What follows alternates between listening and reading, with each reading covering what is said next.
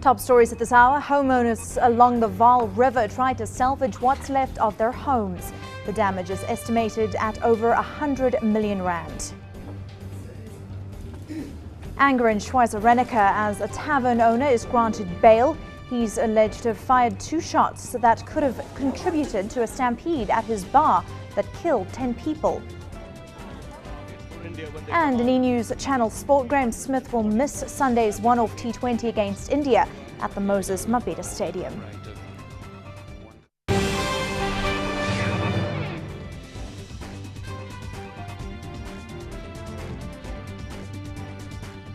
I'm Robin Creel and this is Newsnight on the E-News channel. In this hour of the show, we'll take a look at the devastating impact of the floods across the country. Nikiwa Bikicha is live in Polokwane tonight. Evening, Robin. The ANC turns 99 tomorrow, and the party is already underway here at the Peter Mokaba Stadium with a gala dinner hosted by President Jacob Zuma. But tomorrow is the big day. He will outline the party's priorities for the year.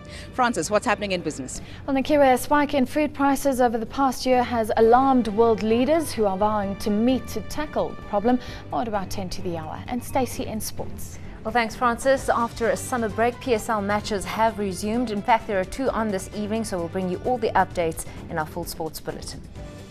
Well, it's 8 o'clock and the final hour of Newsnight starts now.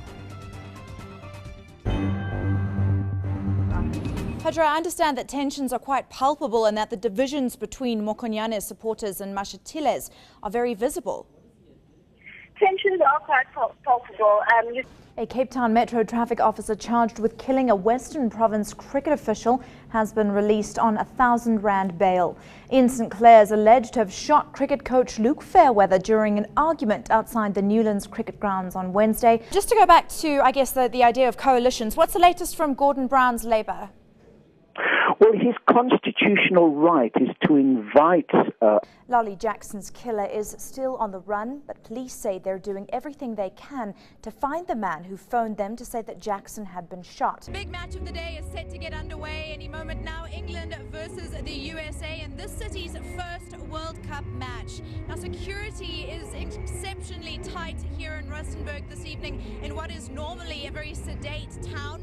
This game has, of course, been classified as a medium to high risk security event in terms of terror threats. Now, there are said to be some very famous faces in the audience this evening. Vice President Joe Biden is set to make an appearance, and there have also been whispers that Britain's Prince Harry could also be a familiar face in the crowd. Welcome back. The holidays are fast drawing to a close and thousands of motorists are expected to make their way home this weekend. Traffic officials are again appealing to motorists to drive safely. More than 1,300 people have died on the country's roads during the break, and authorities say they don't want to add to that number. The issue of ethnicity has played a very big role when you see the results. Well, we have been reading reports, Levi, of growing rifts between the different races on the island as well as the different religions. Can you confirm that and tell us why that is? I mean, What do you believe that Yaradua's legacy has been? Well, President Yaradua had a very short tenure. Was this a fair assessment of the First Lady? Unfortunately, I do not know the First Lady. Well, speedsters in Gauteng, beware. The Gauteng Traffic Police high-speed unit is watching you, but they're not hiding behind a tree or a rock. They're on the road with you, waiting for you to speed. And given the recession, Afghanistan, Iraq and the bigot gaffe last week, how did Labour's Gordon Brown seem today, Sebastian? Well, I think the astonishing thing, given... When Newsnight continues, we'll bring you a roundup of the latest international news and a weather report. Also, all the big winners from the People's Choice Awards. Stay with us. On Saturday, Afghans will vote for their lower house of parliament. It has been an incredibly bumpy campaign trail for many of these hopeful MPs. The Taliban has vowed to disrupt these elections and polls in any form possible. This area that they're clearing is only about 100 meters long, but in the last few days has yielded at least 3 IEDs. Despite the threats of violence and the unusually cold weather, villagers here in Lakari still came out to cast their ballots for representatives for Helmand Province in Parliament. It's meetings like this one led by the Afghan National Army that are supposed to pave the way for future governance and social responsibility here in Afghanistan. Yet a growing mistrust by the local population of the Afghan National Army, government and police has led to the problems raised in shuras like these becoming more and more difficult to solve. We are headed back to Bulawayo now. These little ones' parents pay an average of about $40 a year for them to come to school. Prime tourism destination in Africa. Simply not enough rain. In most cases, this leads to failing crops. Now the struggle for the local manufacturing sector is trying to stay competitive with the massive influx of goods from the SADC region.